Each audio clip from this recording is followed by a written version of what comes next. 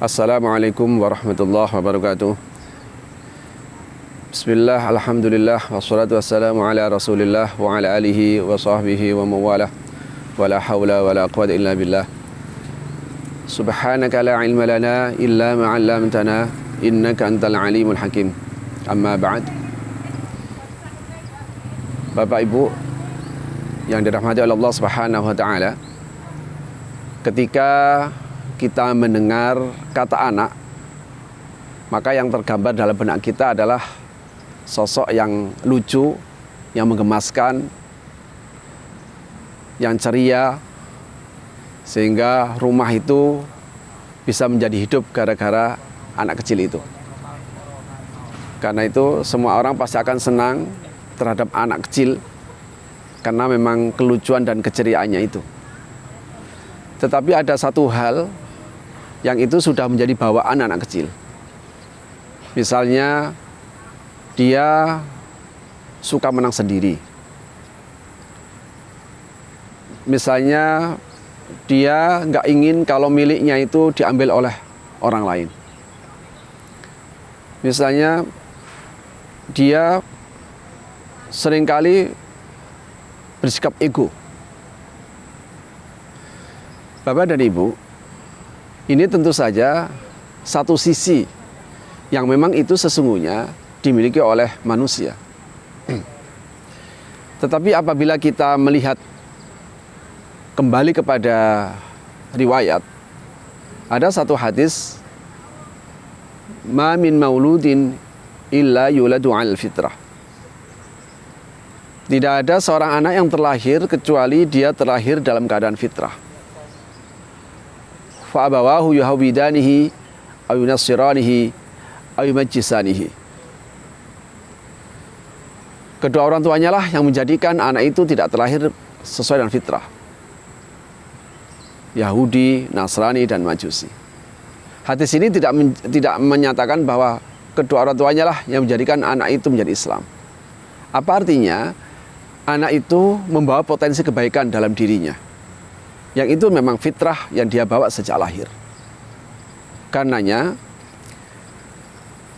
ini adalah satu potensi, dia bisa teraktual sesuai dengan potensi yang dia bawa, tapi bisa saja dia teraktual tidak seperti potensi yang dia bawa. Sifat-sifat buruk yang kemudian terlahir dari dalam dirinya, itu sesungguhnya bukan bawaan fitrahnya, tapi bawaan hawa nafsunya.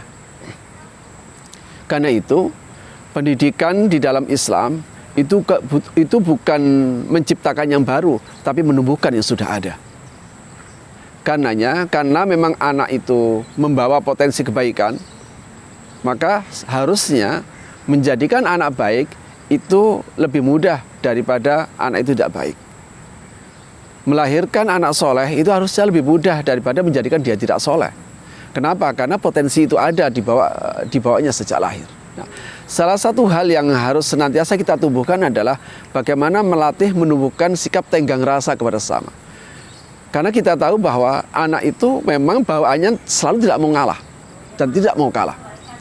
Dan bila perlu, meskipun dia sudah pegang milik orang lain, dia ingin diambil.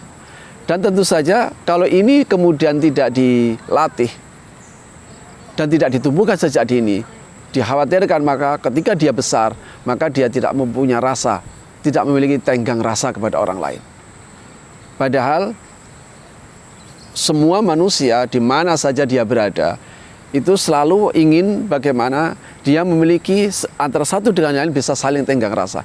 Inilah yang bisa kita pahami dalam konsep ta'aruf, bahwa Allah menciptakan berbagai macam bentuk, jenis kelamin, laki, perempuan, ada suku, ras, bahasa, dan sebagainya. Itu semuanya tujuannya lita'arafu, agar masing-masing saling bisa mengenal. Maksudnya apa? Nanti ketika besar, dia akan bisa terlatih bahwa masing-masing orang punya identitas yang berbeda dengan diri yang harus dihormati sebagai rasa tenggang rasa itu. Untuk menumbuhkan rasa tenggang rasa tadi itu.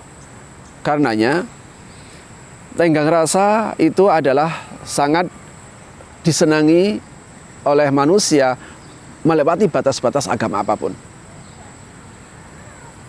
agama apapun itu pasti akan menyetujui bahwa sikap tenggang rasa ini adalah akhlak yang baik yang harus dimiliki oleh manusia dan harus ditumbuhkan dalam kehidupannya. Kenapa? Karena realitas kehidupan itu bukan homogen tapi heterogen. Heterogenitas ini dengan identitas yang satu dengan yang lain itu berbeda, itu membutuhkan tenggang rasa yang tinggi. Ini kalau tidak ditumbuhkan dari sejak kecil, maka anak itu akan tumbuh menjadi sosok-sosok manusia egois, sosok manusia yang selalu menang sendiri, yang tidak mau mengalah, tidak mau tahu dengan urusan lain. Kalau sudah seperti begini, maka keberadaannya akan dianggap sebagai tauhid. Inilah yang dikhawatirkan oleh Al-Quran. Kalla innal insana layatgha ar-ra'ahu istaghna. Manusia akan benar-benar menjadi pusat sumber kekuatan jahat pada saat kapan? Ar-ra'ahu istaghna, ketika dia melihat dirinya serba berkecukupan. Artinya apa? Ketika dia merasa saya punya ilmu, saya punya kekuasaan, saya punya harta, terserah saya melakukan apa. Sikap seperti begini justru akan terjadi kontraproduktif dalam kehidupan sosialnya. Kenapa? Dia akan menjadi sumber kekuatan jahat, sehingga dia tidak bisa menenggang rasa orang lain.